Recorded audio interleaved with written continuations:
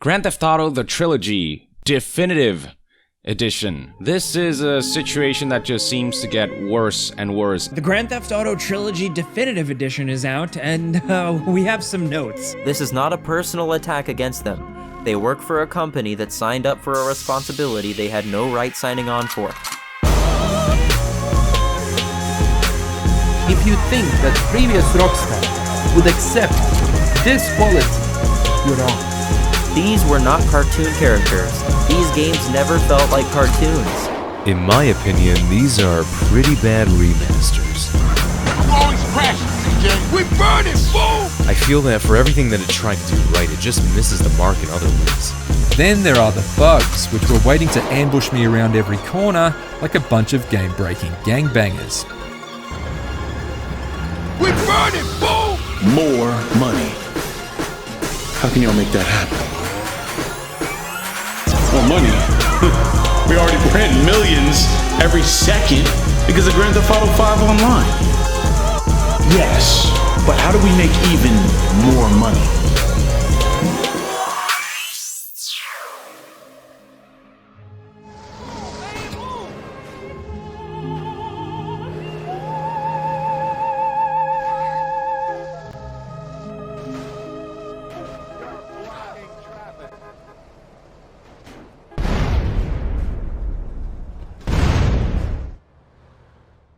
It's hard to imagine a world without Grand Theft Auto, a series that paved the way for open worlds as we know them today.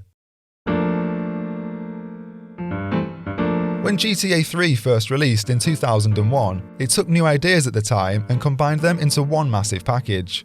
GTA 3 gave us complete freedom to play it any way we wanted. We could sprint, shoot and drive in a time when most games were linear. Whereas other games asked us to jump from point A to point B, GTA 3 said, do whatever you want.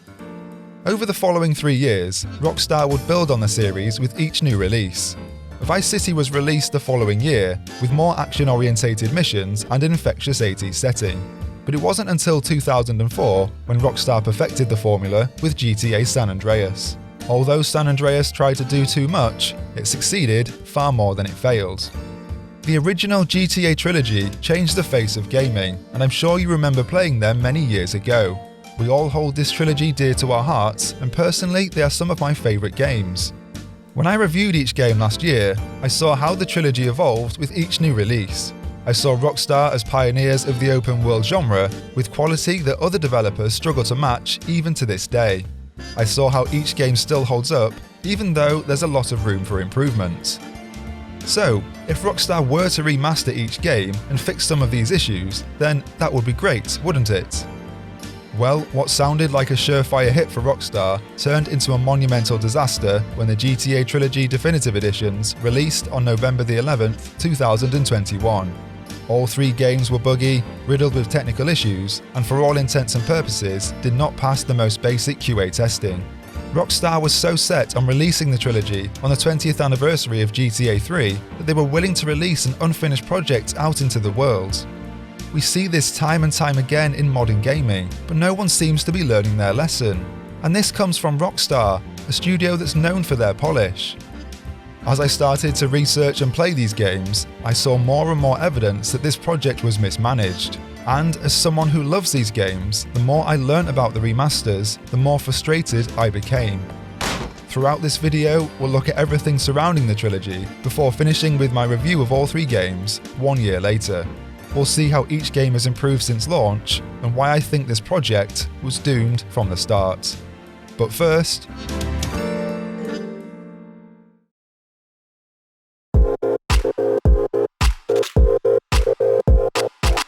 leading up to the release of the GTA Trilogy Definitive Edition, rumours of a remaster began to surface. For years people had said that the original GTA games needed updating, as replaying them today highlights a lot of their issues. The old games, especially GTA 3 and Vice City, have not aged well. Their controls are outdated, and both games fall victim to unfair difficulty and archaic game design. People hoped that a remaster would fix these issues and update all 3 games to modern standards. As the year went on, the speculation grew. Take-Two, the parent company of Rockstar, started taking down popular mods for the original GTA Trilogy, including GTA Liberty City, a mod from over 15 years ago that took the map from GTA 3 and ported it into Vice City's engine. It seemed an odd move if Rockstar and Take-Two weren't working on their own remasters. A couple of months later, and Take-Two let it slip when they published an investor presentation to their website. Naturally, people looking for confirmation of the remasters found this presentation and discovered something interesting. On slide 25, a line of text highlighted that Rockstar was working on new iterations of previous games that describes ports and remasters and does not include sequels. This one line of text in a routine presentation was the final piece of the puzzle. It confirmed that Rockstar were looking back at old projects to create something new, something like a remastered version of the old GTA games. On the 12th of August, Kotaku published an article that unofficially announced the remasters were real. Kotaku were confident in their report and hinted that the games were in their final stage of development. The good news was that Rockstar Dundee were leading the project, and everyone was hopeful based on their track record. Rockstar Dundee were previously Ruffian Games, who had experience of remastering console games due to their work on Halo: The Master Chief Collection.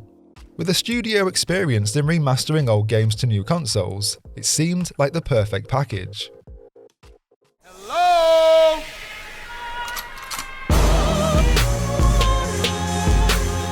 Following the release of a teaser trailer in early October, Rockstar showed off some gameplay and released an official blog post. One of the biggest surprises was that Rockstar Dundee were not involved. Instead, Grove Street Games were at the helm, with Rockstar Games providing a publishing role. Although, you would never realise this from the trailer, as there's no indication of Grove Street Games' involvement. Their logo or name is nowhere to be seen. Even the official post on Rockstar's website doesn't mention Grove Street Games until the 7th paragraph. This, whether intentional or not, created the impression that Rockstar were developing the remasters on their own. Many people were even asking who Grove Street Games were, while other outlets were confident they were the right studio for the job. It turned out that Grove Street Games were formerly known as Wardrum Studios, who worked on the mobile ports of the GTA Trilogy. They seemed like a great choice for the project, while at the same time being absolutely terrible. On one hand, Grove Street Games have experience of remastering the GTA Trilogy, as well as the Xbox 360 HD port of San Andreas. But on the other, they are best known for working on mobile games, and their original GTA ports had a ton of issues. The portfolio of Grove Street Games is also less than stellar, with a serious lack of console games shown on their website. They are experienced in mobile games, however, like the groundbreaking Turtle Tumble from 2015. Turtle Tumble was the game that revolutionized turtle golf simulators on mobile, and is currently rated the second best game of all time on Metacritic. On release, IGN praised the game and gave it a rare 10 out of 10. But seriously, Grove Street Games have minimal experience of working on console games. It seems as if most of their experience comes from a supporting role on the port of the Ghostbusters game for PS2, and their work on a History Channel tie-in called Great Battles Medieval for the PS3 and Xbox 360.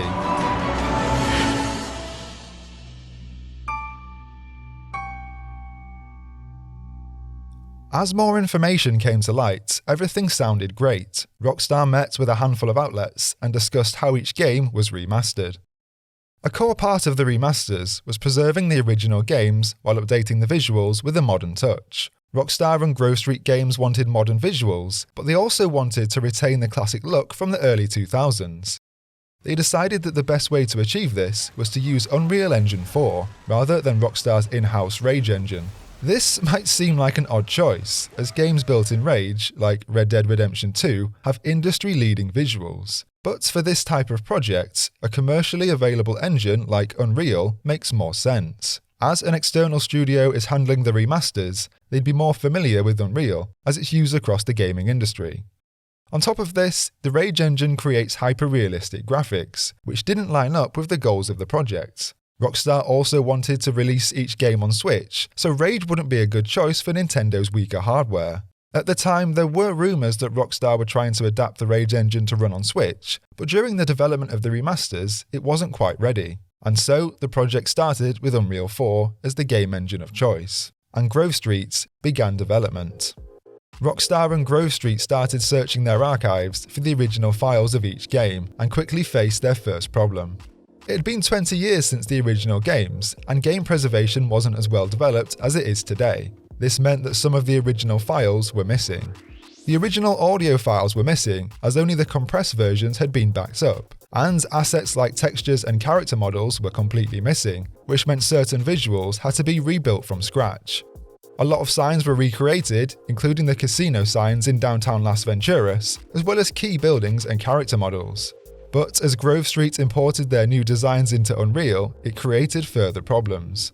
The new hand-drawn assets looked jarring compared to older textures present in the original code. It was a contrast between old and new that didn't look right, and both Rockstar and Grove Street Games knew it had to be fixed.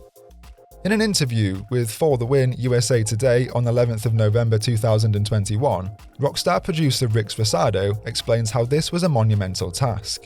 He highlights that to improve the jarring visuals by hand would take an obscene amount of work, as there are 3 massive games which include well over 100,000 textures.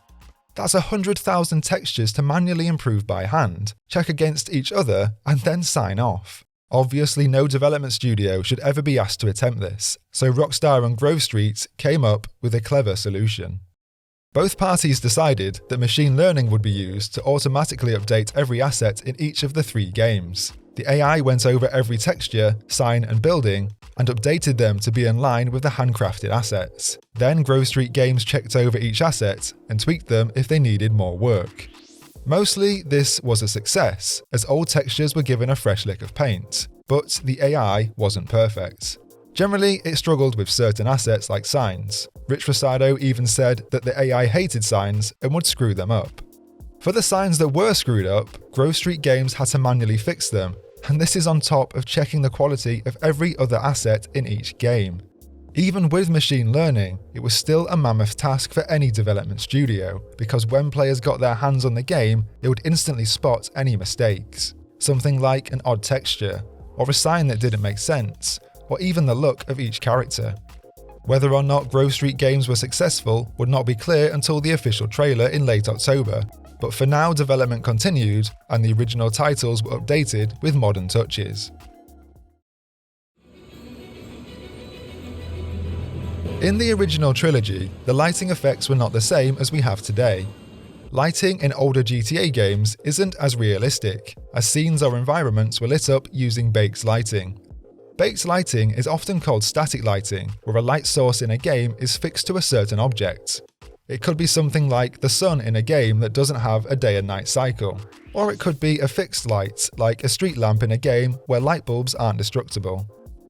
In modern open world games, dynamic lighting is more frequently used to light the world. You'll notice that as the sun moves through the sky, the light source moves with it, and as it moves, realistic shadows are cast in the world. It's a much more immersive technique that is essential for any modern open world. So, in order to bring the original GTA Trilogy up to modern standards, Grove Street removed the baked lighting and assigned light to sunrises and sunsets. They also included realistic moon cycles at night, along with stars to light up the sky. But, as was common during the project, fixing one problem created another. Because baked lighting was removed from the game, some areas were inadvertently plunged into darkness. We gotta go hit up the hood. Hey, CJ. Let them know you back on the set. The Johnson brothers is rolling again. When this problem came to light, Grove Street realised they needed to add new light sources to each map in order to replace the baked lighting from the original. As you can imagine, this exercise alone is another monumental piece of work. But when this is combined with checking every texture and sign in the game, the workload began to grow. Not only did Grove Street have to check every pixel for their quality, they now had to check if each part of the map had enough light. And this was on top of adding in new assets like trees and decoration, although a lot of these assets were ported over from GTA 5 to save time. On October 22nd, when the official trailer was released, we saw these updated visuals for the first time. People generally agreed that the new lighting, the reflections and environments looked great, with some going as far to say as this is how they remembered the games from their childhood, which was exactly the response that Rockstar and Grove Street wanted. However, just as Grove Street and Rockstar feared, there was controversy surrounding the new character models. Many people highlighted the quality was inconsistent, with supporting characters looking especially odd. Some people also weren't happy with the new designs for Claude or Tommy, saying they looked too different and too cartoony, perhaps because they were using the same engine as Fortnite and Roblox, two games that are designed for a younger audience. As the trailer was released, pre-orders for the remasters opened up, with a hefty $60 price tag, which for three games that are nearly 20 years old is a lot, even with the updated visuals. There was also no option to buy the games individually, so if you only wanted to play Vice City or San Andreas, you had no choice but to put down your money for the full asking price. Things then turned from bad to worse when another option was removed from players globally.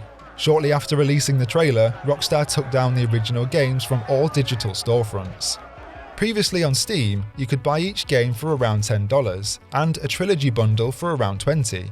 But due to the new remastered versions, this option was no longer available, which meant we had no way of buying the original games. If you wanted to play GTA 3, Vice City or San Andreas, then you better put down your money and buy these new versions. The San Andreas remaster did make its way onto Game Pass on release, but there was still no option to buy it individually. It left a bad taste in a lot of people's mouths, as Rockstar were using questionable business practices to force us into the remasters. What was originally sold as a trip down memory lane updated to modern standards soon turned sour. People soon caught wind of Rockstar's plan and started calling the trilogy a baseless cash grab. The fact that Grove Street Games simply copied and pasted the original code into a new engine now in hindsight seemed like a way to cut corners. New information made the situation worse when Thomas Williamson, the CEO of Grove Street Games, revealed the project had been in development for just over 2 years. That's 2 years to remaster 3 huge games, with over 100,000 assets and a brand new lighting engine. For comparison, GTA 5 was in development for 3 years, while Red Dead Redemption 2 was in development for 8. Arguably, the remastered trilogy doesn't have to factor in the pre-production stage or spend time developing complex mechanics, but they still had 3 games to work on, including the massive San Andreas, which is 60 to 100 hours long. To provide more insight to this point, I've researched Grove Street Games in more detail to try and find out how many people worked on the project. And according to the company's LinkedIn profile, there are 25 people registered working at Grove Street Games, and the company size is given as between 11 and 50 people. Hello? 25 people to work on a project of this size is not good. To put that in context again, over 1,000 people worked on GTA 5, and over 3,000 people worked on Red Dead Redemption 2. Other massive games were developed by less people, like Skyrim, which was made by around 100 Bethesda Game Studios developers. But even then, Skyrim took 6 years to make. Sure, there could have been developers from Rockstar that chipped in to increase the team size, but this information isn't available. It's not clear who worked on the project, whether it was all Grove Street Games, or a combination of Rockstar and Grove Street. From my research though, it seems as if Grove Street were the only developers and Rockstar were producers. Rockstar guided the project, but didn't do much, if any, of the legwork. Overall though, the reception to the trilogy following the official trailer was positive. The new additions like GTA 5 style controls, a checkpoint system for each mission, and the updated visuals all sounded great. So, what could possibly go wrong?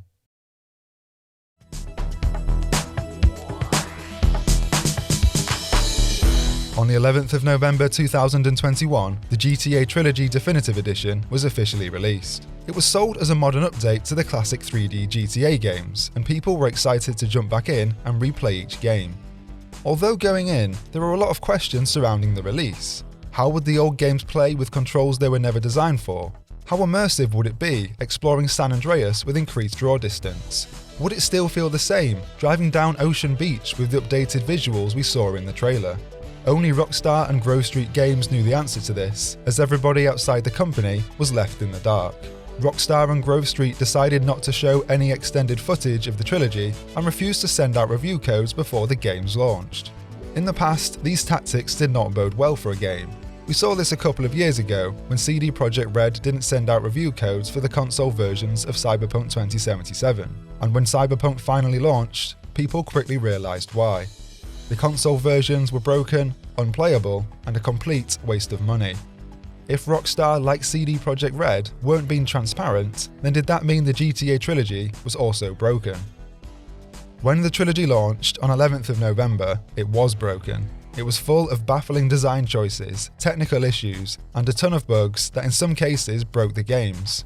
It was a bitter pill to swallow, as Rockstar chose not to delay the games, as they wanted to release them on the 20th anniversary of GTA 3. Their shady moves, along with Take-Two behind the scenes, funneled everyone towards a $60 price tag with no other options available. It was disgusting behaviour for a company that had created so many incredible moments for players over the years. But now, on the 11th of November, it was too late to change anything. People's worst fears were already realised. Have a beer or something.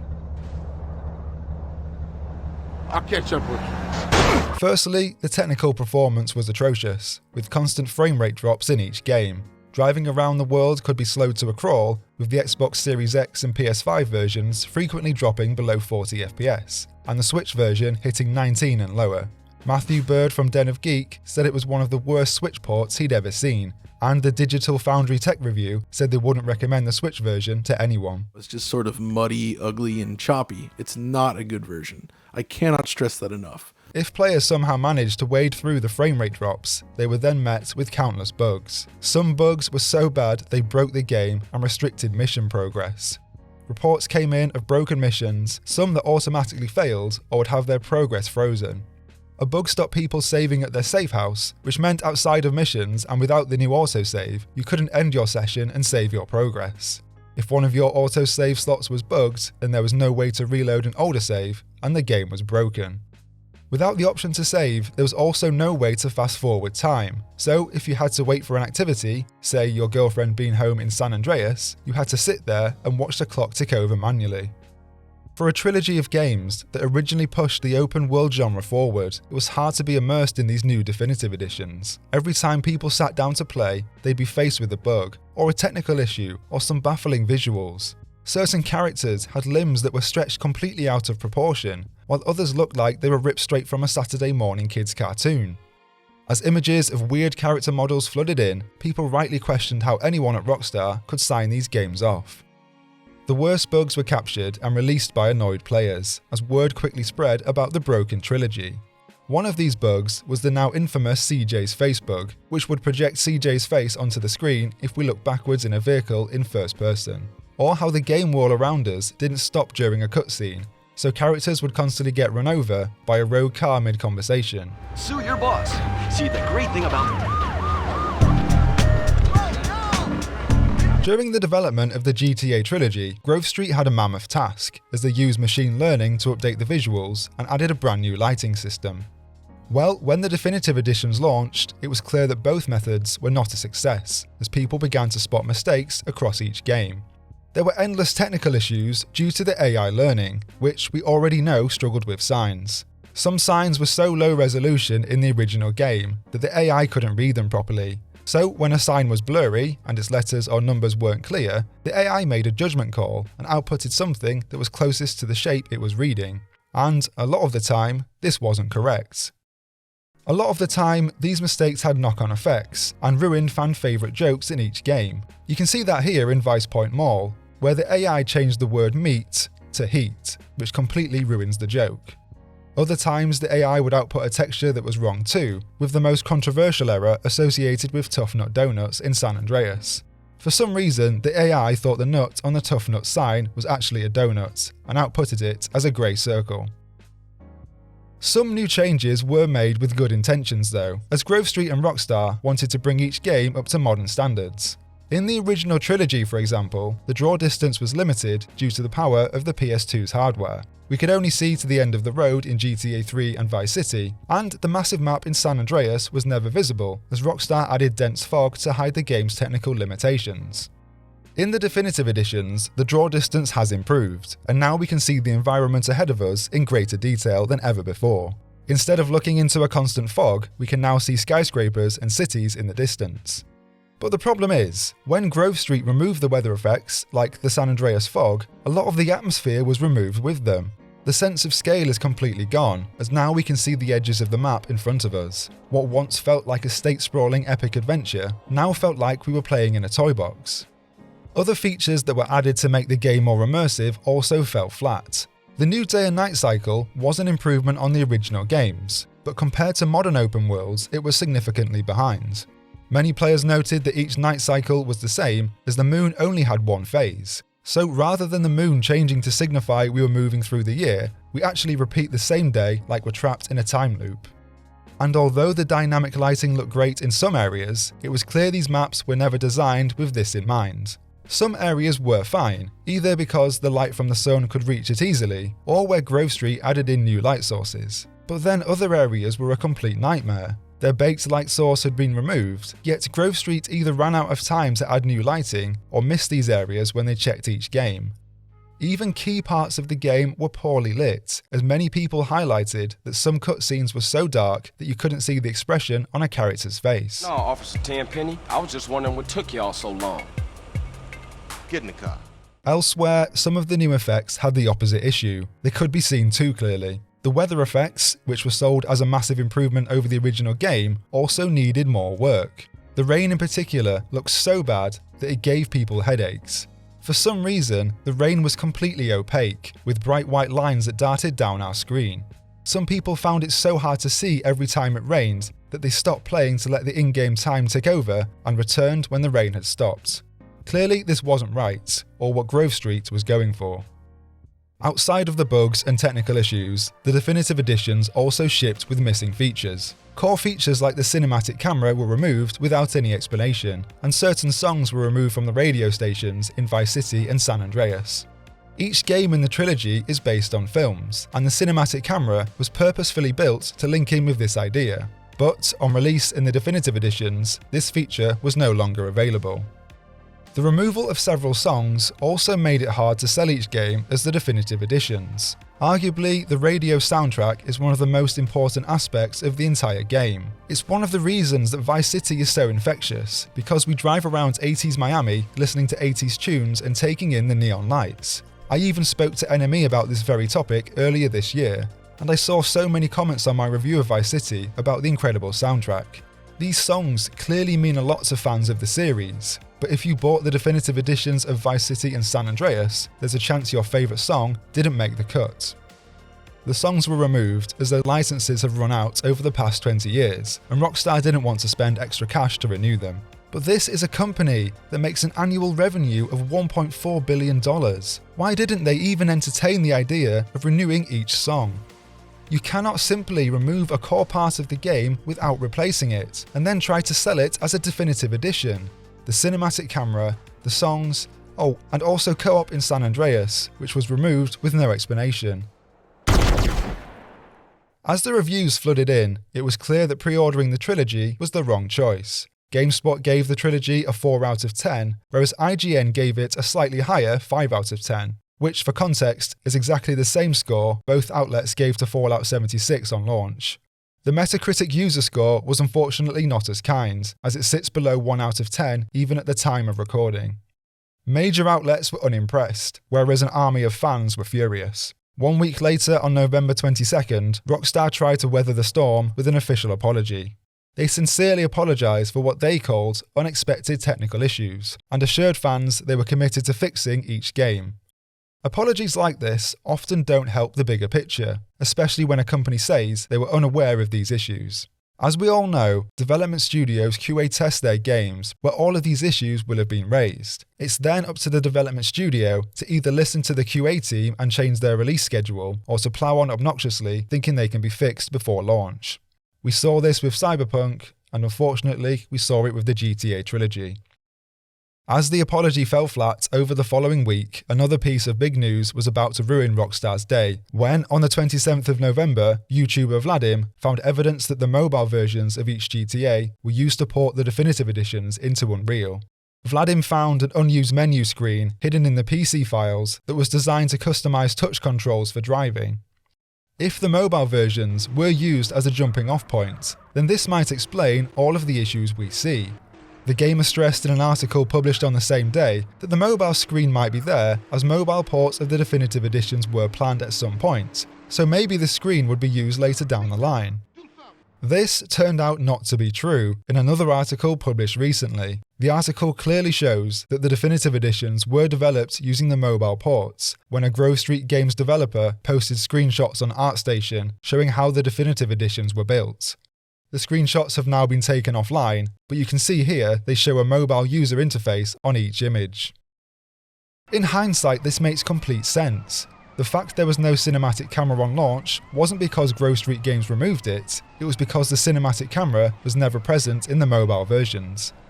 It seemed like nothing was going Rockstar's way, their apology fell flat, and more details of the rocky development were coming to light in unplanned ways. The only way Rockstar could restore the faith in their fans was to fix each game.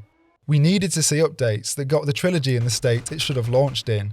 A game should of course release like this in the first place, but now it was up to Rockstar and Grove Street Games to act fast and fix this mess. It had been almost 3 weeks after the launch of the definitive editions when Grove Street Games released 2 large patches. The patches aim to bring each game up to the standard we expect. They fixed over 100 bugs, updated numerous signs including Tough Nut Donuts, added in the cinematic camera, and fixed the weather effects by adding in ground haze and fog and making the rain less opaque. There is clearly so much more that was fixed on top of this, but in 19 days, Rockstar and Grove Street had fixed a lot of the complaints that were present on launch. Each game was now more playable, even though more work was needed. Work that would take a long time to produce a finished version of each game, and more importantly, build up trust in Rockstar Games once again. Work that should be completed over the following year.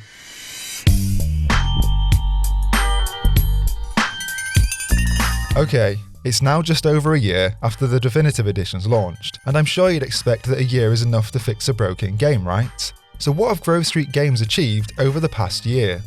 In the space of a year, Grove Street Games have not fixed any of the definitive editions of the GTA Trilogy. I am absolutely stunned to report that there are still a stupid amount of bugs and technical issues that should never exist in a game on launch, never mind 1 year later. The amount of issues still present is astounding, and I worry they will never be fixed. Due to the amount of work that's required, I doubt we will see any improvements in the near future. Sure, the definitive editions are better than they were a year ago, and I've heard people say that now is a good time to pick up the trilogy. But personally, I completely disagree with this statement, because saying the GTA Trilogy is now more playable is like saying the food you've just burnt is more edible because you've managed to scrape some of the charcoal off. At their core, these games have fundamental issues with their technical performance, visuals, mechanics, and baffling design choices that suggest Grove Street Games have a complete misunderstanding of what makes these games great. Now I want to break everything down for you, to not only give these games the respect they deserve, but to show you why you should stay clear of them like the plague. I want to highlight that all the footage you're seeing is from the Xbox Series X version, and that version 1.04.5 was released as I made my way through each game. This means my footage from GTA 3 is from the previous version. However, I have been back to replay the new GTA 3 version, and the issues I saw were still present. All of the footage you'll see from Vice City and San Andreas is from the most recent version though. Okay, first off, let's start with the visuals. The visuals across all 3 games are the areas that show the most promise. We have a better resolution, HDR which looks great on new TVs, and modern effects like ray tracing. When all of these elements come together and work properly, each game can look great. Overall though, the visuals are different from the original game, as Grove Street chose to go with a more cartoony art style. It's probably the biggest point of contention in the definitive editions, and I can see it splitting people down the middle. Personally, I don't think the visuals match the tone of GTA 3 or San Andreas, as both games cover some pretty heavy subject matter. GTA 3 is supposed to be a gritty crime drama, influenced by films like The Godfather and Goodfellas, so Rockstar made sure the visuals matched this tone. Everything was purposefully grey and rainy. Now though, everything is much brighter, more colourful and cartoony, and it just doesn't work with the more serious themes. And even though San Andreas has a lot of ridiculous moments, it has serious moments that take the game into dark areas. Like early on when we go see Bear, one of our old acquaintances from Grove Street. We see that Bear is now a drug addict and is being held hostage against his will to clean his drug dealer's house. It's an extremely dark moment that in the definitive edition feels in bad taste, as the vibrant aesthetic doesn't match the tone of what we're seeing on screen. I mean, there's a moment in San Andreas that touches on the 1992 LA riots and police corruption, yet we're being shown by the visuals that this is a light-hearted, vibrant game. I do appreciate how Grove Street tried to add more dirt and grit to the world, but they didn't go far enough. It's like they were fighting an uphill battle, trying to keep back the tide generated by the cartoony visuals of Unreal 4. It's so frustrating because this issue could have been easily avoided by giving us the option to revert back to the old graphics. Say if we didn't like the new art style, we could have pressed a button and flicked the visuals back to their original look. A bit like we see in the Master Chief Collection, or in the more recent Diablo 2 remaster. It's great having this option available in both of these games, but in the GTA Trilogy, we're never given the choice. I will say that the visuals work much better in Vice City, as it's a more colourful game. We have the bright neon of the 1980s, the sun-soaked setting based off Miami, and the theme of 80s excess. Vice City is based on Scarface and Miami Vice, which are both intentionally over the top and don't mind getting silly, so these visuals work with this tone. It's just a shame the other two games aren't as strong in this respect. Overall though, there are a lot of positives here. For one, the new lighting effects look incredible, as they cast realistic shadows in the world. We see shadows of in-game assets generated by moving sunlight, or we can see the shadow of a character projected by a set of car headlights. You can see here that Claude's shadow changes depending on his position in relation to the headlights, which is a nice touch. This also makes driving at night one of the best parts of the trilogy. These moments ooze with atmosphere, as the new lighting effects poured out into the world to light up the environment, or be reflected in puddles that have formed on the road. Even though GTA 3 looks too cartoony in the day, it does come together at night with these new effects. We also have to praise Grove Street for nailing key areas in each game, with some seriously impressive environments along the way. I was astounded the first time I saw Ocean Beach in Vice City, with its bright neon that lit up the beachfront, or when I went to Las Venturas in San Andreas and saw the glitz and glamour of the themed casinos. And the best part about all of this is the way the lights reflect off car bodies to add that extra layer of realism. It's so far above anything we had in the original games, and these moments gave me hope that the trilogy can be saved.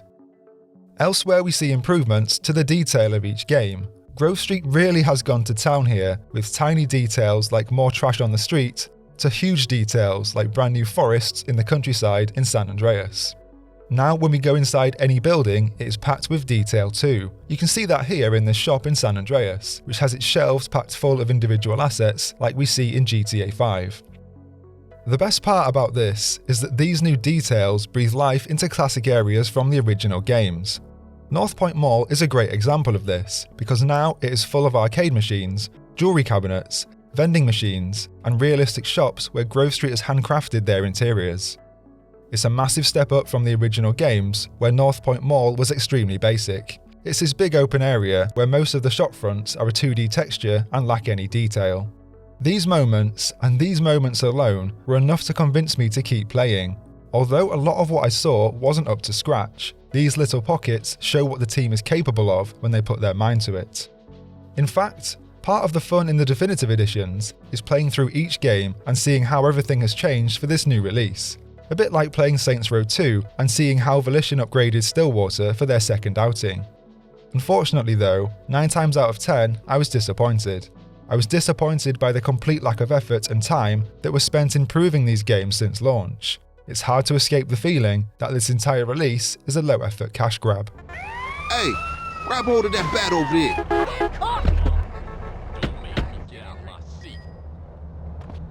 Man, we on a serious mission now. We already know that the new assets like vegetation were taken from GTA 5. Grove Street Games copied them over and added them into the definitive editions to pad out the world. Like, you know how I said that shop in San Andreas is more detailed now? Well, they are only more detailed because all of these assets have been copied over from GTA 5. Look at this cereal box. Does this look familiar to you? Well, if you've played GTA 5 recently, you'll know that this is the exact same cereal box that's used inside Franklin's house in GTA 5. And you know those details in North Point Mall? I'm sure they're from GTA 5 too. I'm convinced the jewelry cabinets are taken from the first heist in GTA 5. More broadly, these assets don't work in this engine. As each asset was designed in Rockstar's Rage engine, it creates this weird contrast between the cartoony visuals of the definitive editions and the super realistic visuals of GTA 5. The vegetation doesn't match its surroundings, like when we see dark green bushes plonked down on bright green grass, or it looks out of place due to its different art style. It's something that's hard to explain, but once you see it, it's hard to unsee. Some assets have also been placed down without thinking about their implications in the world. This probably happened when Grove Street were rushing to pad out the world as the release date was around the corner. It seemed like they were frantically placing down assets everywhere and not checking they were right.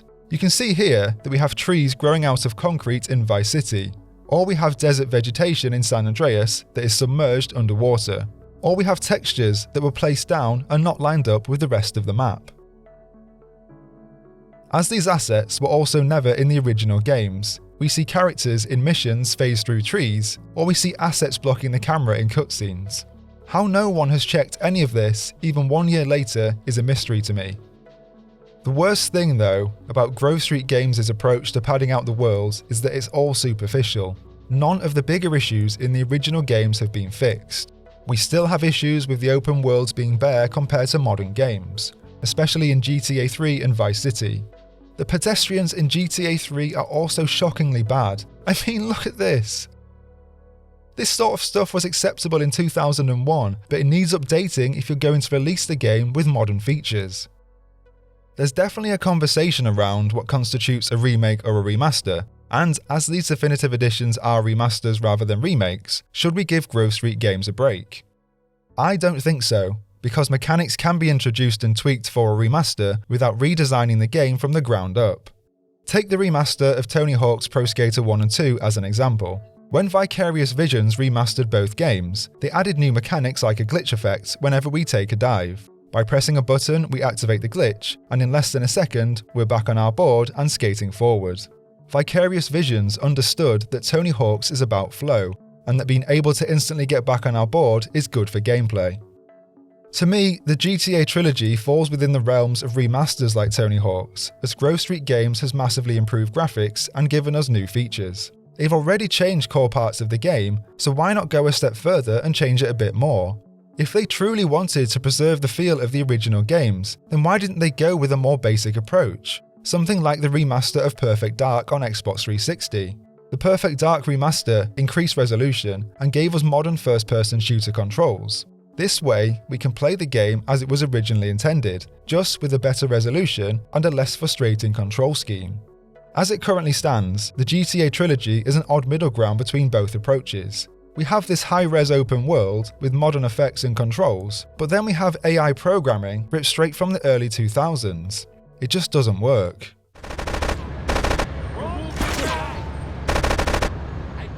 As I mentioned earlier, when the definitive editions launched, there were errors with signs and textures where the machine learning had misinterpreted Rockstar's original work. 1 year later, this aspect of the game has significantly improved. I'd say 99% of the signs are now fixed, and it's great to see them updated with a higher resolution. I hate to say it though, but we're not quite where we should be in terms of quality. We still have some errors on signs with words that aren't correct. You can see here that this pay and spray in GTA 3 sells bear boxes rather than gearboxes, and generally there are sentences without spaces in them. Some signs are also written in the most basic text, like they were processed in Microsoft Word. Some of them I'm even sure were written in Comic Sans, like someone is trying to make a parody of an open world game. It doesn't look good for a game released in 2021.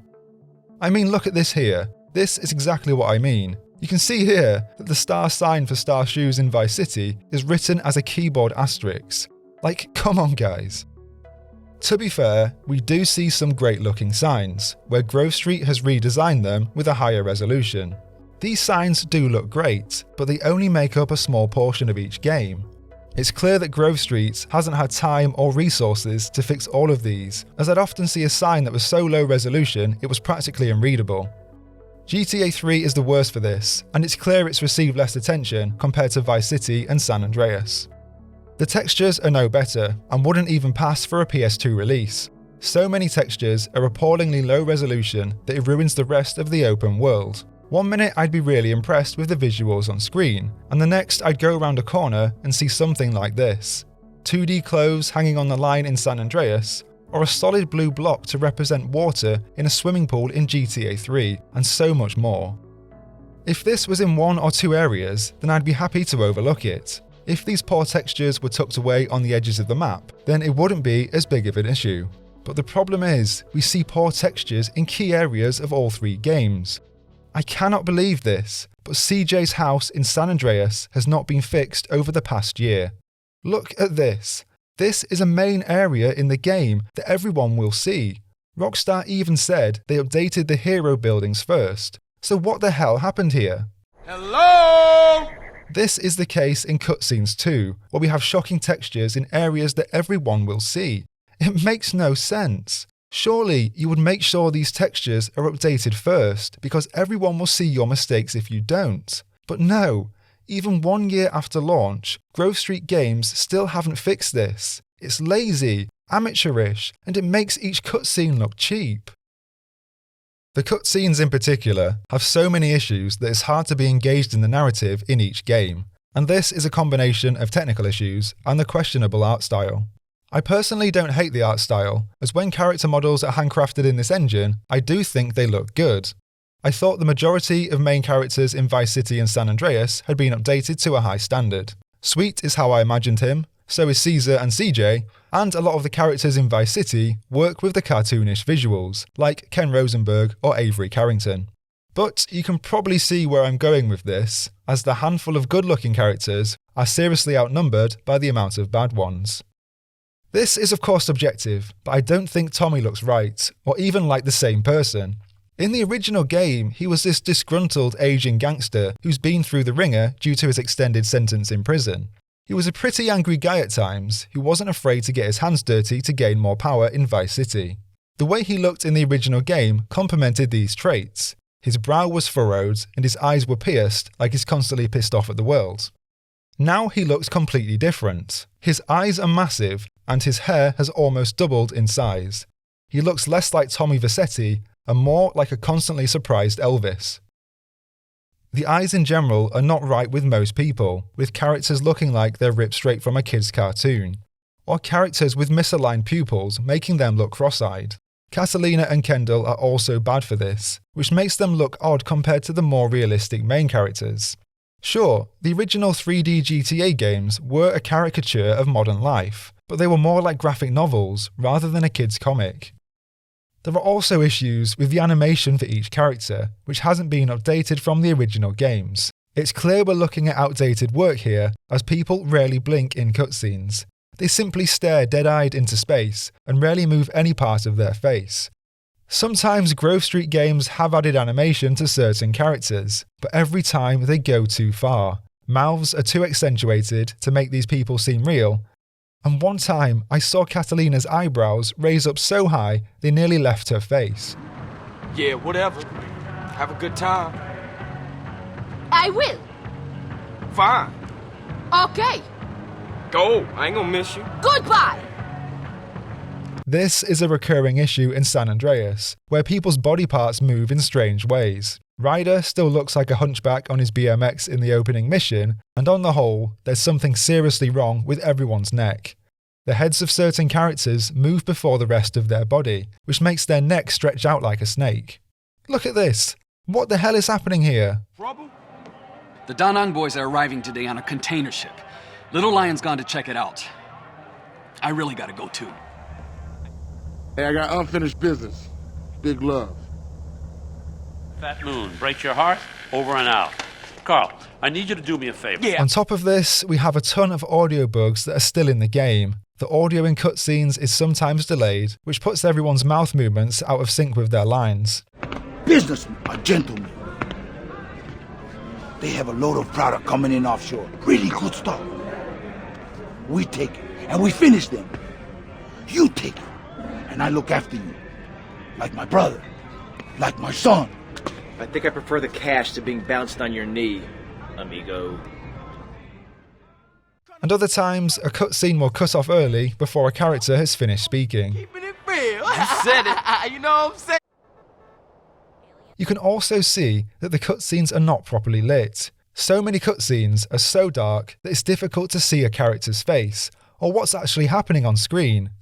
It's at its worst when cutscenes are set outside, because Grove Street is forced to rely on the sun to light the scene, But then this just means if the sun is behind a character, they are so backlit you can't see anything.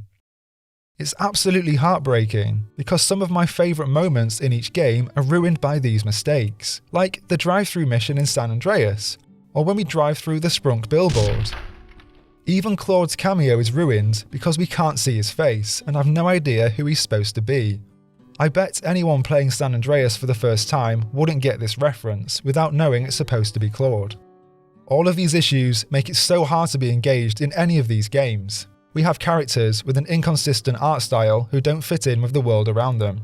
We have characters with dead eyes who stare endlessly into the abyss. We have technical issues like desyncing and ending the cutscene too early. We have body parts that move independently from the rest of the character. And the majority of cutscenes are so dark we can't tell what's going on. This is not acceptable. In other areas, the environment also needs more lighting, as we have combat spaces that are so dark you can't see your enemies. And as our enemies aren't shown on the minimap, we literally have to rely on their muzzle flash to see where we should be aiming. I really think Grove Street Games could have been more inventive to solve this problem. You know, like why not give us a flashlight on our weapon? We have that in GTA 5. Why not just copy it over? Because currently, we have sections of the game that are so dark they are almost unplayable. Okay, let's talk about gameplay. When I reviewed the original GTA Trilogy last year, it was clear to see that parts of the gameplay were seriously outdated. We can't use the right thumbstick to move the camera, like we can in every modern game, and we have to lock onto our target manually, then press circle or B to shoot. More broadly though, there are serious issues with the missions, especially in GTA 3 and Vice City. Both games come from a time where difficulty in video games was designed to punish you unfairly. I noticed this recently with Time Splitters 2, which has enemies that move in silence, are insanely accurate, and are always hiding behind corners waiting to shoot you in the back. This was also true for GTA 3 and Vice City, which meant that we fail most missions the first time we attempt them, and then have to spend multiple attempts trying to perfect our strategy. Mostly, this involves trying to cheese the game by placing vehicles in positions to give us temporary cover, or by lobbing grenades randomly into an arena to thin out enemy numbers. This in itself isn't bad, as trying to perfect a strategy is rewarding in its own right. But the problem with the old games is that there's no checkpoint system whatsoever, so every time we die, we have to spend 5 to 10 minutes preparing for another attempt, driving from the hospital to an ammunition, and then back to the start of the mission. In GTA 3, this issue was compounded due to the absence of an in-game map. It's hard to imagine this today, but to navigate through the world, we literally had to use a paper map that came in the box with GTA 3. We had to chart our own path by learning roads, building locations, and shortcuts through the world just to make the game more manageable. It's clear that these issues needed updating for a modern release, and to be fair, Grove Street Games have done an okay job here. The biggest improvement is the new in-game maps for each game, which have been hand-drawn and given a fresh lick of paint. Now it's much easier to see where we need to go, as all of the locations are labelled in-game, and if we need to get to an icon, we use the brand new GPS like we do in modern games. We no longer have to drive around for 10 minutes trying to find the tunnel or the bridge in GTA 3, or spending 5 minutes in the menus in San Andreas trying to figure out how to drive from San Fierro to Los Santos. Alongside these accessibility improvements comes the GTA 5 style controls. Now we can use the right thumbstick to move the camera in any direction we want. We can hold down the left trigger to target an enemy, and then move our reticle to target a specific body part, and we also have an option for free aim if we prefer to play with less assistance. Now, there are a lot of issues with everything I've just said, as at best these improvements don't go far enough, and at worst they suggest Grove Street don't understand what makes the original GTA games great. Take combat for example. The combat is an improvement over the original games, but it is still behind what we expect from a modern shooter, because simply porting over the GTA 5 controls isn't enough. The controls needed fine-tuning on top of this to iron out some key issues, but for some reason, Grove Street didn't attempt any of this. First off, the camera is shocking. Every time we lock onto someone, the camera zooms in slightly, which is a nice touch. But then as soon as we defeat the enemy and stop aiming, the camera instantly zooms back out again. So if you try snapping between targets, like you can in something like Red Dead Redemption 2, the camera zooms in and out and around the arena so quickly it makes it hard to see what's happening on screen. This gets much worse when we're aiming vertically down at an enemy. If we're locked onto a target below us, the camera immediately snaps back to the horizontal once we've defeated them. The issue with the camera is made much worse by the targeting system, which constantly targets the wrong person. Say if we're fighting enemies in the open world, then our aim will automatically target the nearest person to us, even if they're not involved in combat. This means that we constantly target pedestrians by accident, have to stop aiming, which we know zooms out our camera again, then try and reposition our aim on the person we wanted to shoot. Strafing is also something that needed fine-tuning for the definitive editions, which again is a core part of any shooter. Sure, we can strafe side to side like in every other game, but when we try to strafe backwards, our character turns around and we can no longer shoot. To be clear, this happened all the time in the original San Andreas, but this was something we could forgive in a game from 2004, not in a game from 2021. We could use free aim to bypass this problem, but honestly, the free aim is not good here. I'm not sure what it is, whether there's no aim assist or auto-targeting, or some other feature we have for shooters on console, but this feels so janky. It would have been great to have full customization to tweak the aiming however we like. You know, like we do in GTA 5, where we can customize our dead zone and aim acceleration. It makes no sense. I actually thought the aiming in the original San Andreas was snappier than what we have here. Whereas before I could switch between targets instantly by pressing a button, now there's a slight delay. What's most insulting about this is the fact we can get all of this for free on PC. The PC versions of the original games can be updated with modern GTA 5 controls that work much better than an official release by a professional developer. If I had to choose between the definitive editions of San Andreas or the PC version that's patched with modern controls, I know which one I would choose. There is one big thing that makes the definitive editions stand out compared to the originals, and that's the addition of the new checkpoint system. The new system saves us a lot of time, as we simply hit restart from the checkpoints and don't waste time restocking our ammo and driving across the map. But, as with the control scheme, the checkpoint system doesn't go far enough either. And in the case of GTA 3 and Vice City, calling this a checkpoint system is an insult, because in no area of the game do we ever get checkpoints. This is a restart mission system, because all it does is put us back at the start of the mission, and for some reason before the cutscene. To be fair, in San Andreas it's much better, as we do have checkpoints throughout the mission. We complete an objective and get a checkpoint to save our progress. But why wasn't this system used in GTA 3 and Vice City? If Grove Street developed a checkpoint system for San Andreas, then why not implement it in the first two games? Well, recently, I found this out, and honestly, I'm just fed up by this stage. It turns out that Grove Street Games made no effort to develop a checkpoint system for the definitive editions of the GTA Trilogy. Instead, all they've done is port over their checkpoint system for the definitive edition of San Andreas they released on the Xbox 360. Seriously, look at these two clips from both games. You can see here that the checkpoint triggers at exactly the same point. Like, what the hell? It's so lazy. Even with something like the GPS, something that should be positive for the game has unintentional negative effects. One of the best things about the original games is how we get to know each map like the back of our hand. I said in my GTA 3 review that modern games are like guided tours, where we follow a predetermined route through the world thanks to waypoints laid down by the developer. And sometimes it's like we're tourists visiting these areas. The classic GTA games are completely different. Because we don't have a GPS, we're forced to study the map and our surroundings and learn our way around just like we've moved to a new city. I said at the end of my GTA 3 review that one of its strongest points was how we feel like a resident of Liberty City and never a tourist. Now, that's simply not true. We no longer have to learn the map as we simply add a marker and follow the GPS. It is definitely less frustrating, but I think we've sacrificed too much to remove that frustration. More broadly, the GPS fundamentally changes how missions play in every game.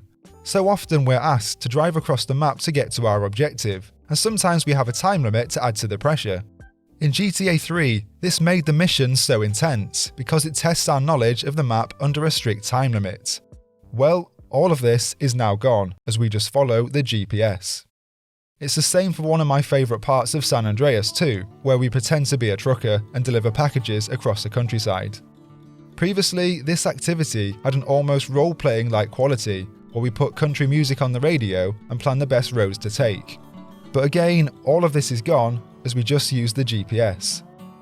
Sometimes the GPS is disabled, like a mission for Asuka when we have to drive to Portland, but I just wish Grove Street were bold enough to disable it in more places to retain that classic GTA feel. It's hard to escape the feeling that we're getting a lesser product for reasons like this. The radio, for example, is much worse than what we had in the original games. It frequently skips a beat at random. Showers wash all my cares away. I wake up with sunny day. Sometimes it cuts out for 3 seconds before turning back on. So there's a pretty good chance you can sleep with it.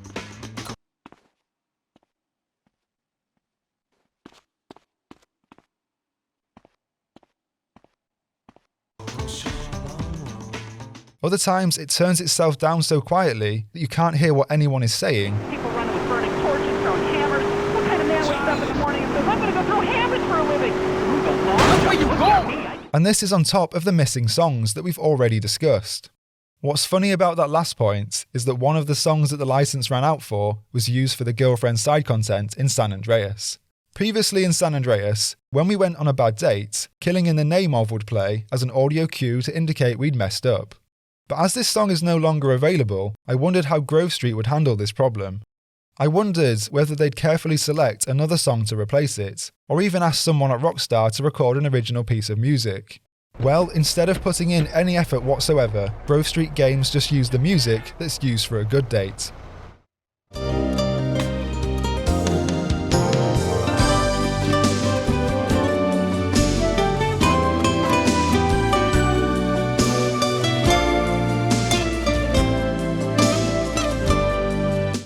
It's seriously low effort in a game full of low efforts. Oh, and this completely broke the game, by the way, as after this scene I couldn't drop Denise off back at her house, so she ended up following me everywhere until I went on the next mission. So many of these downgrades create worse versions of each game, where I struggle to see how Rockstar can sell this as a more immersive experience. We have rain effects happening when we're undercover, or lightning that flashes when we're inside a tunnel, which is the complete opposite. The weather effects in general are executed poorly in every game. The new realistic sunrise and sunsets are not realistic in the slightest, as shadows don't move gradually in the world. You can see here that they move incrementally, like Grove Street games are magically fast-forwarding time. This is just not acceptable compared to modern games, as good developers make sure this process is smooth to add to the immersion. We see this with weather effects too, that instantly start and stop with no transition. As soon as a certain time triggers in San Andreas, this sandstorm starts, and then a few hours later, it instantly stops. I have so many more issues with the game that I want to discuss, but before we move on to the bugs and technical issues, I want to talk about one final thing I saw in Vice City. This is in an ammunition in Vice City. You can see that Grove Street Games have added new light sources into each ammunition to replace the removal of the baked lighting. You can see here that when we go to buy a weapon, the new lighting casts a shadow, showing us that each gun is floating in mid-air. And when we go to buy body armor, we see the body armor pickup we find in the open world spinning in mid-air and casting green light onto the ground below it. Grove Street Games didn't even bother to create a new asset here, they simply copy and pasted the pickup we find in the open world. It's so lazy.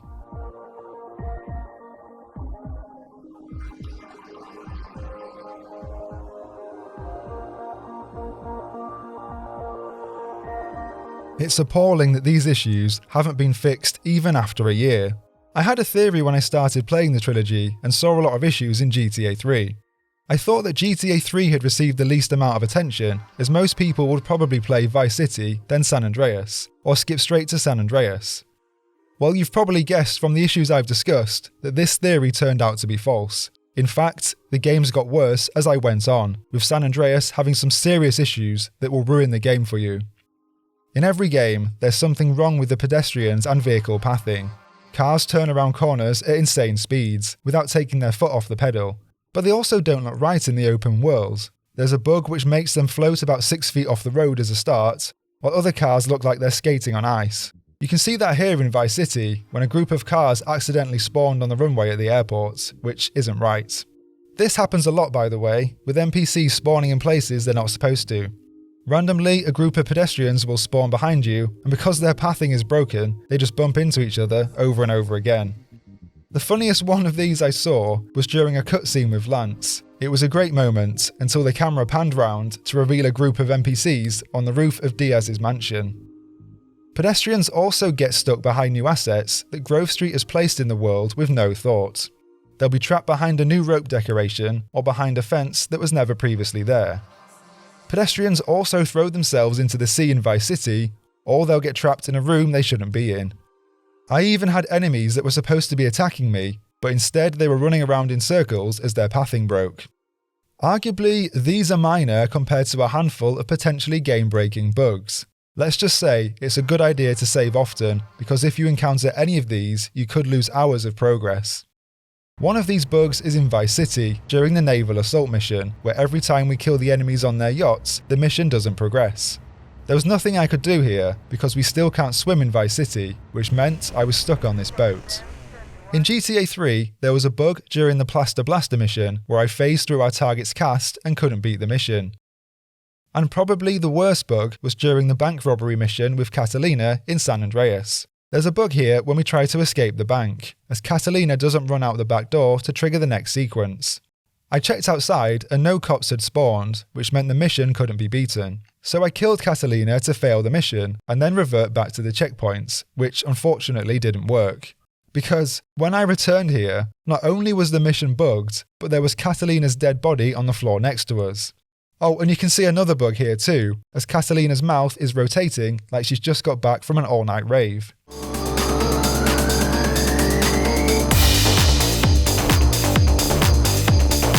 Unfortunately, things get much worse due to the abysmal optimization for each game, and this is really to do with the amount of popping in the open world. In every single game, the environment constantly popped in. I'd always see an asset pop in the distance, or I'd see a huge skyscraper that hadn't fully loaded on the horizon. By far the worst technical performance comes with San Andreas though, which is so poor it makes Cyberpunk look like a Nintendo game. You can see here that the vegetation in both the countryside and the desert is popping in about 10 feet in front of us. This just means that it's so hard to be immersed every time we drive through these areas, as we literally watch the world load in front of our eyes. Some of these issues come with the newly increased draw distance. Sure, the increased draw distance is a good idea, as most modern open world games have this feature, but you have to make sure the environment in the distance looks good too. Having the landscape in this state is not acceptable. Basically, what happened here is that Grove Street couldn't figure out how to make the map in the distance load with the map that's close to us. This means we see the detail of the new tree assets on top of extremely low quality unloaded textures. Other games with a high draw distance don't make this mistake. They either use weather effects to cloud the dodgy visuals, or they take time to make sure the background is similar quality to the foreground. I know I don't have to say this, but this is the basics of game development that any developer should know. I mean, I didn't think things could get much worse than this, but look what happens when we take to the skies. Whenever we fly across the map in San Andreas, we see these low-resolution, unloaded textures everywhere, sometimes even with visible gaps in the map. To me, this screams of mismanagement, or under-resourcing, or both, as there's evidence in these games that Grove Street can do great things. But the strange thing about this is that they always put effort into areas that don't matter. They'll add detail to a minor building in the map, or change the camera angle in the lighthouse in Vice City for no reason. It's such an odd thing to try and update when the foundations of each game are still broken. Like, it's really cool that Grove Street added slippery conditions to the road when it's raining, but was this really necessary when most of the trilogy is still a mess? As we come to the end of this video, I want to end on a positive note. I still think these games have the potential to be the definitive editions of the GTA Trilogy. Even though I saw so many issues, I still think with more work we can get there. The 2-year development window, coupled with the size of Grove Street Games, meant this project was doomed from the start. Clearly, each game needs a couple of years more work, with other studios brought in for support.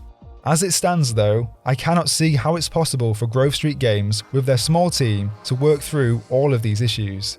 It took CDPR over a year to fix Cyberpunk, and they have far more developers than Grove Street ever will. At this stage, it's not clear if Grove Street games are even involved, or if any developers are even working on the trilogy. With this in mind, I don't know what the future holds for these classic games, but if you are thinking of buying them, I strongly recommend you don't. I wish that modern gaming didn't have episodes like this, where games are released well below what's acceptable. I hope that Rockstar does the right thing and does the trilogy justice, but as a huge fan of both Rockstar and GTA, I really don't know anymore. All I know is that if I want to replay these classic games and relive all of the incredible memories I have of them from my childhood, I know which versions I'll be playing.